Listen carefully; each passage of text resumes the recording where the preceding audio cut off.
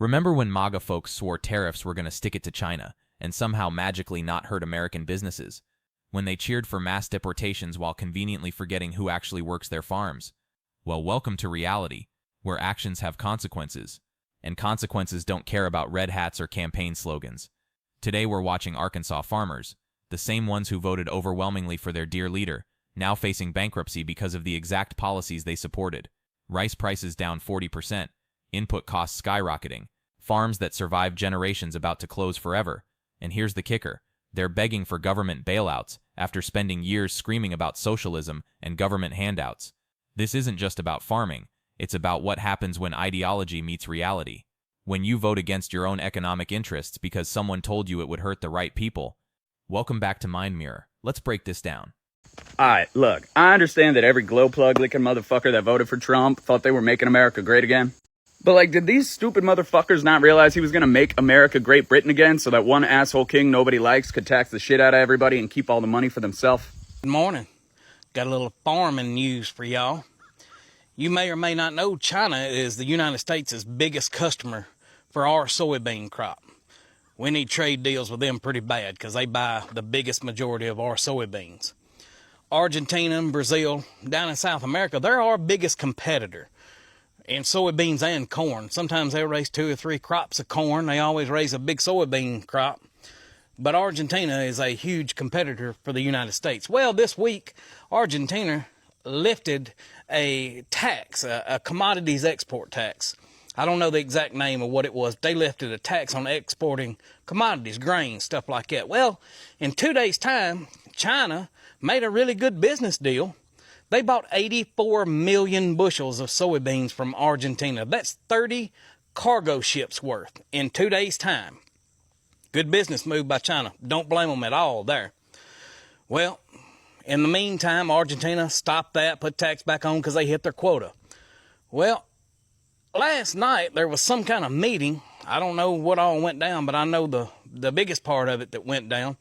The Argentina economy is pretty horrible. The peso is way below the dollar right now. They done a deal with the United States for some kind of line swap, pretty much a loan.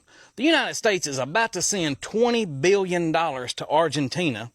Argentina is going to send $20 billion worth of their peso, which is not worth the same amount as our dollar is. So we're getting kind of the raw end of the deal on that one. And another thing about Argentina, they're not the best in the business about paying their bills back. They're kind of like your sister's boyfriend that don't got no job and don't really like to pay for nothing and rides off of everybody else. That's kind of the way Argentina is.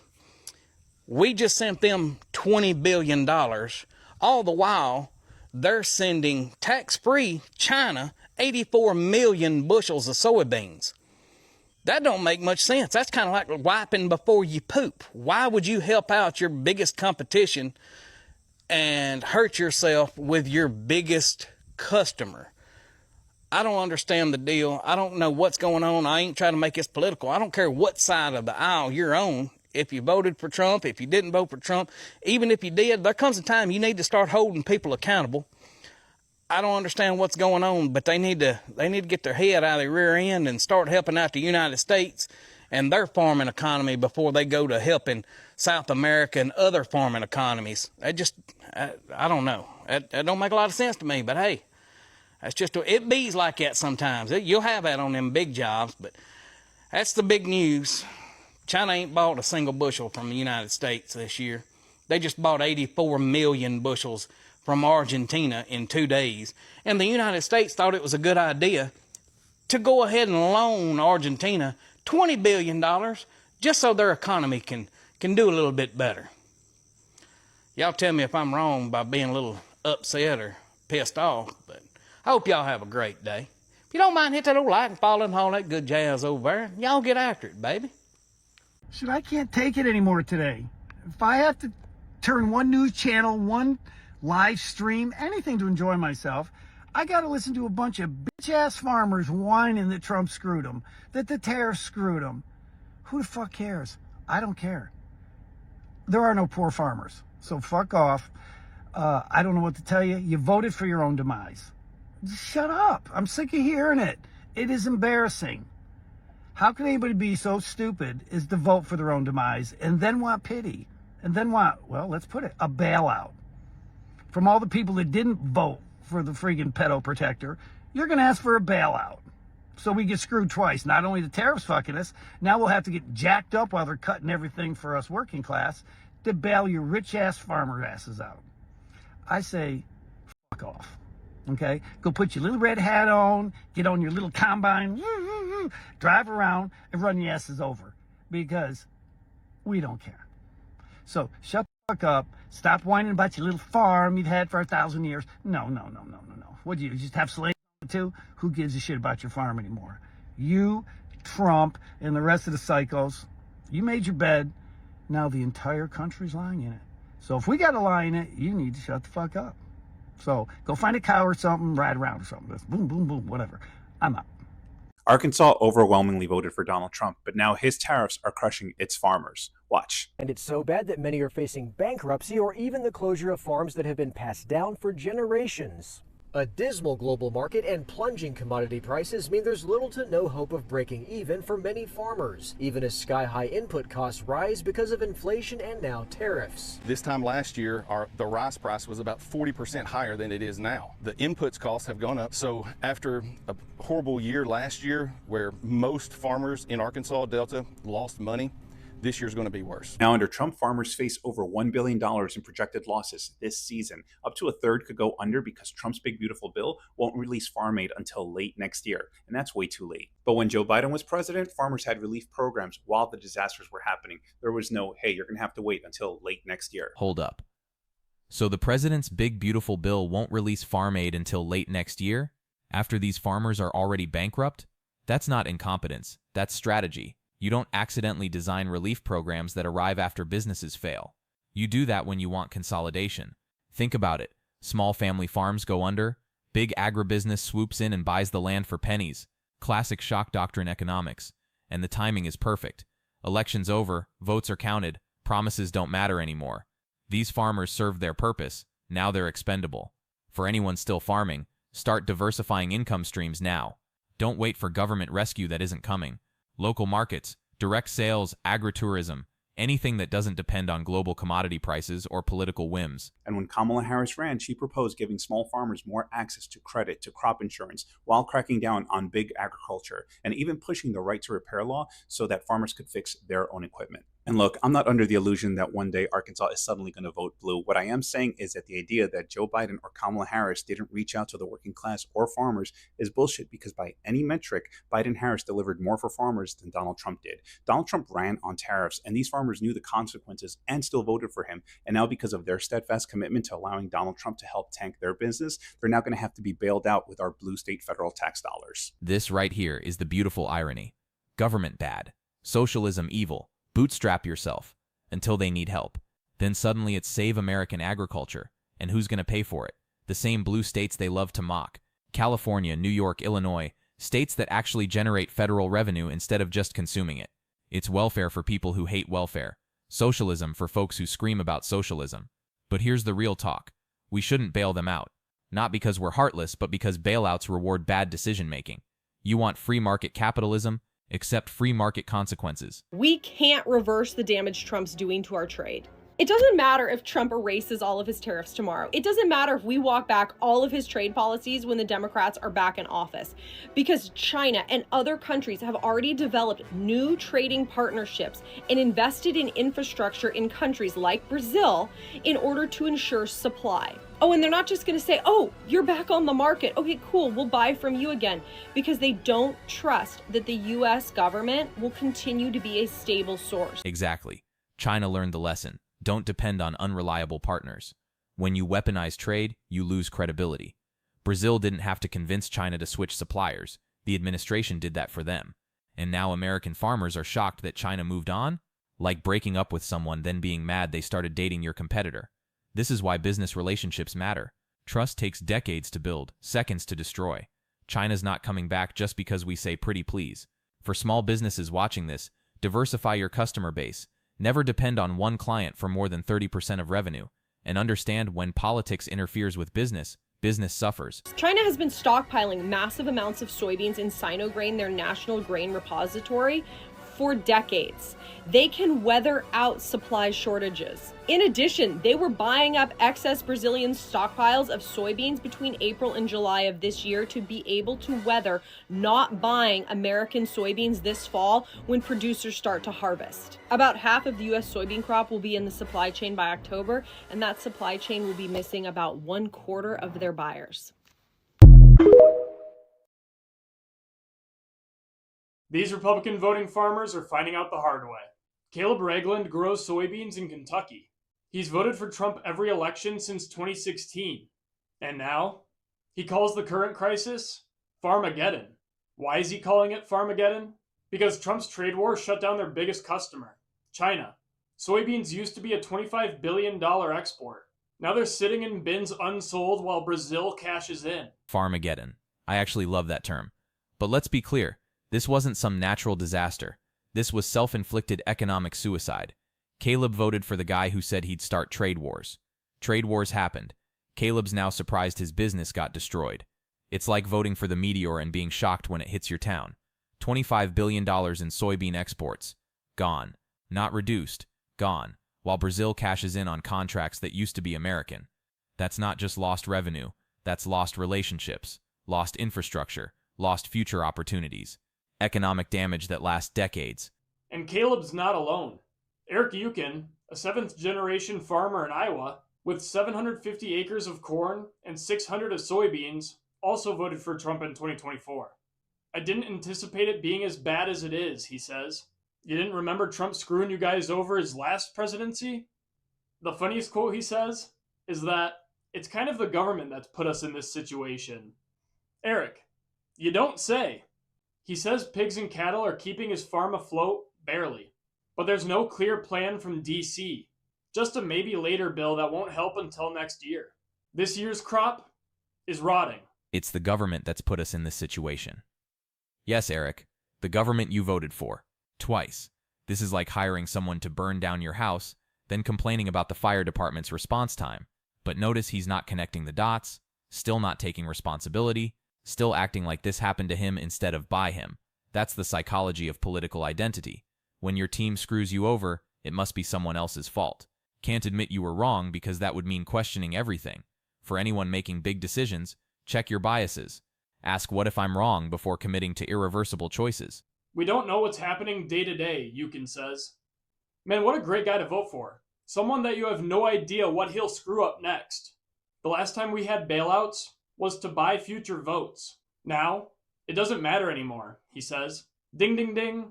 We got a winner, Eric. Trump's not coming to save you. He got what he wanted.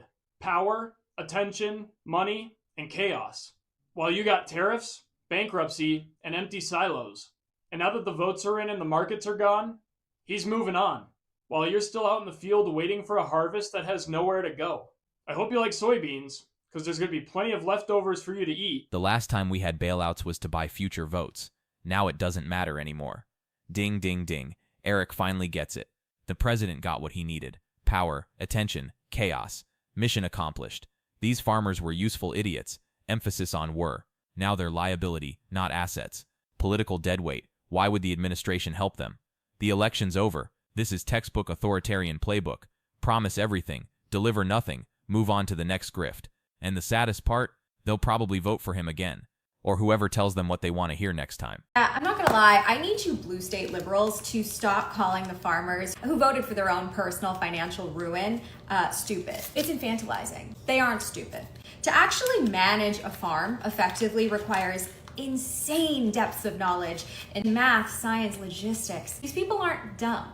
But what they are learning, for I think in some cases the first time in their lives, is how expensive racism is. They heard Trump loud and clear when he said that he would deport their labor force. This part hits hardest. They heard it all. They just thought it wouldn't affect them. She's not talking about our immigrants. She's talking about the bad ones. Classic authoritarian supporter logic. The leopard won't eat my face. But economics doesn't care about your politics. When you vote to deport your workforce, guess what happens? No workforce. And calling it expensive racism is perfect, because that's exactly what it is. Racism has always cost money, lost productivity, wasted talent, economic inefficiency. They just never had to pay the bill directly before. And that he would tariff essentially all of the inputs they need to run their facilities. And they absolutely heard him when he claimed over and over again that the US gave too much to the world in aid. And therefore those aid streams, which most often include the food these farmers grow, would be cut. They heard it all. They just didn't believe it. They thought this was just Trump 1.0 and there would be enough adults in the room to say, hey, this is reckless. We can't do this because it will dismantle the economy. Yeah, a lot of farmers were hurt during the first Trump administration. Thanks to his reckless trade wars, particularly with China, a lot of them went bankrupt. And the bailouts that originally happened under Trump's first term didn't mostly even go to these small-scale farmers. It ended up going to big agribusiness. And I have a feeling, if past is prologue, we're gonna see that happen again, if bailouts happen at all. Here's the ugly truth. They want these small farms to fail. J.D. Vance invested in Acre Trader, a platform that helps investors buy farmland. You think that's coincidence? The goal isn't to save family farms, it's to consolidate them, create agricultural monopolies owned by the same billionaire class that funded Trump's campaign. It's shock doctrine 101. Create crisis, let small players fail, buy assets cheap, profit from consolidation. These farmers aren't just losing their livelihoods, they're losing their land to the same billionaire class that funded the current administration. Because the reality is these people do not actually want to save these small-scale farms. People in this admin, like J.D. Vance, very specifically invested in things like Acre Trader. Their goal is for these farmers to go bankrupt so that they can consolidate, buy up huge swaths of their land, and make a fortune. So I'm not gonna lie to you, there is very little incentive for anybody in this administration to actually give these farmers a bailout, no matter how angry and white and male they are. I doubt there are any farmers listening to this at the moment, but the billionaires do not care about you. They actually just want to take your stuff. So even if a bailout does come, and I doubt an effective one will, but if it does, it is going to be meager enough to keep these people in dire financial straits. Because the goal of a lot of these billionaires and investment firms is to make them desperate enough to sell. So you can say goodbye to small-scale family farms, that's for sure. What's kind of funny about this is that Let's Go Brandon tried to bail you out for real. And that's probably the last time anyone will, so. And when it comes to the farmers in Arkansas, you gotta hold that, bro. You voted for that. I get it. Not because farmer suffering is good, it's not. But because maybe, this will wake people up. You can't keep voting for policies that hurt you, then act surprised when they hurt you. At some point, consequences have to matter. These farmers had all the information. They chose to ignore it. Now they're paying the price. And yeah, it sucks that their failure affects food security for everyone. But that's not our fault. It's theirs. Want sympathy? Stop voting for the people destroying your industry. And it's not like we cheering it on, but we cheering it on. We know Monsanto and BlackRock and all them, they're gonna come in and kill the world. We know this. But we gotta revel in your demise first, bro. You voted for this. And really, this could be karma for the past too, but we ain't gonna get into all that. But hey, wait, I just wanna know. I wanna know. What happened to all the Make America Great Again hats? What happened to it? I know when you had to throw that hat out, they was probably mad as, yo, bro, imagine that feeling. Imagine, like, I got things tatted on me that if I had to remove them, I thank God I don't have to remove them, but if I had to remove, I would feel terrible. And somebody gonna be like, the hat ain't same as a tattoo. Shit, the way they was rocking them, shit, the way they was rocking them, might as well have been a tattoo. And really, I wouldn't be surprised if some of them did get tattoos. Make America Great. I know one of them got a Donald Trump tattoo right now. Stop playing with me.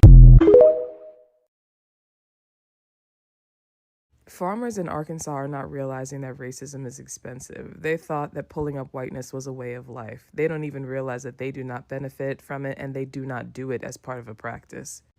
White people and white culture has never been inclusive. It is by nature exclusive. They do not share a common interest. They share a common enemy. The whole point is to hold the line and keep brown and black, and I guess I have to be specific and say yellow, out of their communities, away from their businesses, away from their everything that they hold dear. You do not need a college degree to walk out on your own farm and see that everybody who works the jobs that nobody wants are brown and black. You knew that. And you knew that voting for this person would remove those people. In fact, I don't think these people are even asking for money from the government. I think they're asking for workers. I think all of this would clear up if they rounded people up and dropped them off at their farms. I think that's really what they want. This observation is brutal, but accurate. They don't want government money. They want government-supplied slave labor. Round people up and drop them off at our farms. That's not immigration policy. That's human trafficking. But when you strip away the political rhetoric, that's exactly what they're asking for. They want the benefits of immigrant labor without treating immigrants like humans. want the work done without the dignity, rights, or fair wages. It's not just racism. It's economic exploitation with a political veneer. The thing about it that pisses me off even more is that I have no answer as to how to change a racist from a racist into something else. They will not learn their lesson. In fact, they'll keep getting slapped by situations like this over and over and over and never realize it's because their culture has no actual value of keeping them together and keeping things afloat. It's just about keeping people better than you below and keeping the people above you high so that you can stay where you're at. Let's not forget, Trump was president before this, and he had done similar things. And there were similar results then. There were farmers complaining about losing their businesses. This has always been an issue. Every time a Republican becomes president, this happens. Even when they become governor, this happens. They ran a dry run with DeSantis when they cracked down on immigration there, and then all of the Hispanic workers left the construction sites, and it was so hard to build a house. People couldn't renovate their houses. That happened. They knew all of this. And they did it anyway. What hurts the most is because they're a part of our society, because they're a part of our communities. If we allow them to fall, we will have a food desert crisis. We will have not enough food for 300 million Americans. And it pisses me off because they don't learn their lesson, and they never will. As much as you and I would like to leave them behind, they will never figure out their wrongdoings. They could go their whole lives and then meet one brown or black person and then go, you know what, maybe they're not that bad. That's the closest that we'll get to them realizing anything. And that they're not that bad means I can leave this person around my grill, but never around my daughter. This is the consequences when we chose the wrong direction. Oh my God. Yes. It is what it is. Make America great. Yeah, low prices. Good morning, American citizens. Okay, man, so we're accepting applications at this moment. You will make no more or less than minimum wage. You won't get no sick pay. You won't get no vacations. So at the moment, we're getting applications for all you American citizens that want to work in the fields. Look at this. We have plenty of work for you guys. The people have spoken. Come on, let's go. We're waiting for all you guys. Come on. Come and apply for me.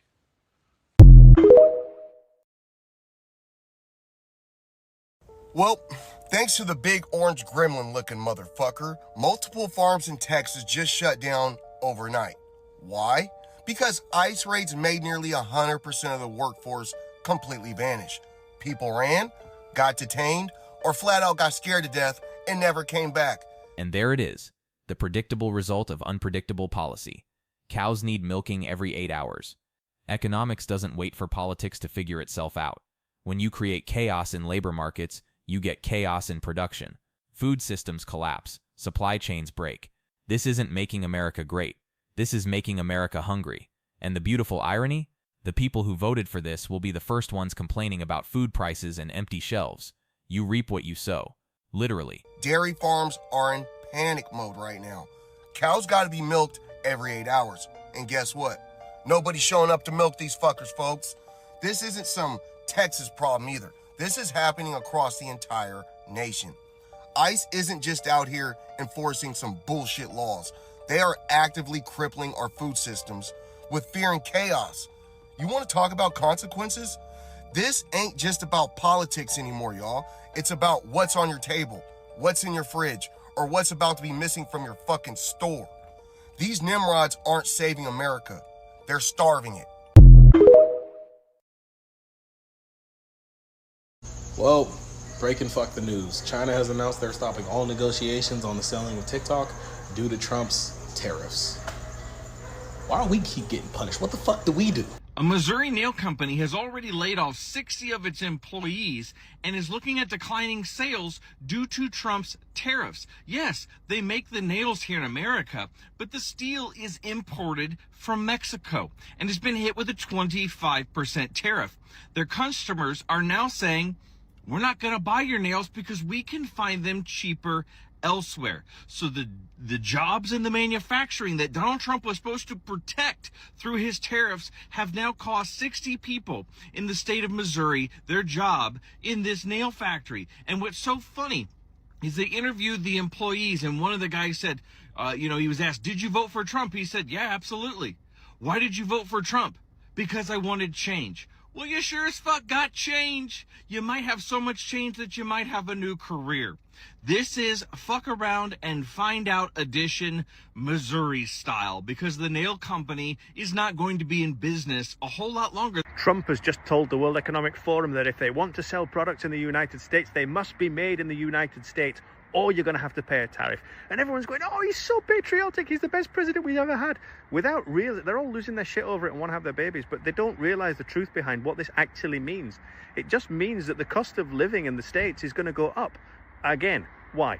Look at it from a manufacturer's point of view. Why would you manufacture something in the United States that you already have infrastructure elsewhere to manufacture? You're going to have to move your infrastructure. You're going to have to pay the American workforce to work for you.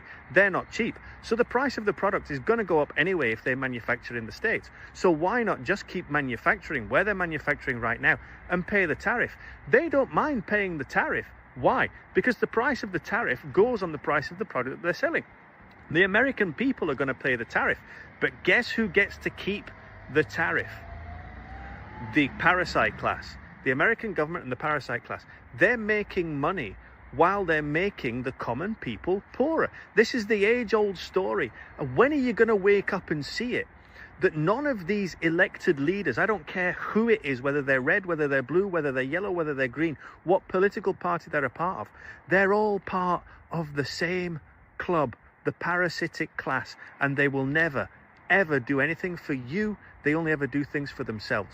It's time to wake up. Take back your power, take back your sovereignty, and create.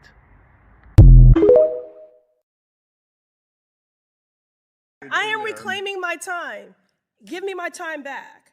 I'm reclaiming my time. I just want a simple yes or no. Do you support an exemption to tariffs on items that parents need to care for their kids? Because you all claim you're pro-family. I cannot hear the words you say because I see the things that you do every day. So clear it up. Yes or no? Do you support an exemption to tariffs on items that parents need to care for their babies? It is under consideration. Great. Good. I don't know what's stopping an exemption from going into effect today, so do it now. Mr. Secretary, do you know what a car seat is? I have 2 children, yes. I figured as much.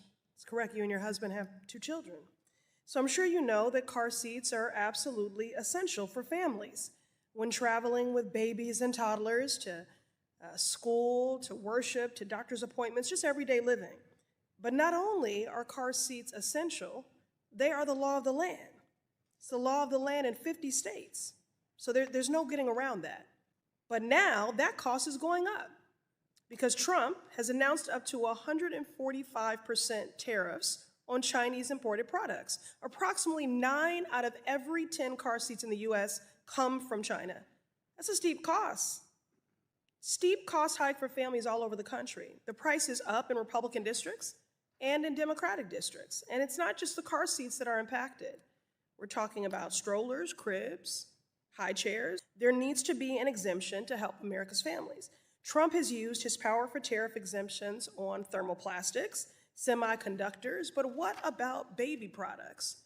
In Donald Trump's America's price is not yesterday's price, is not today's price. Costs are going up, everyone is suffering, especially our families with young children. Mr. Secretary, I'm making an appeal to you. On behalf of the people of this country, please tell occupant Trump to reverse course and stop hurting America's families.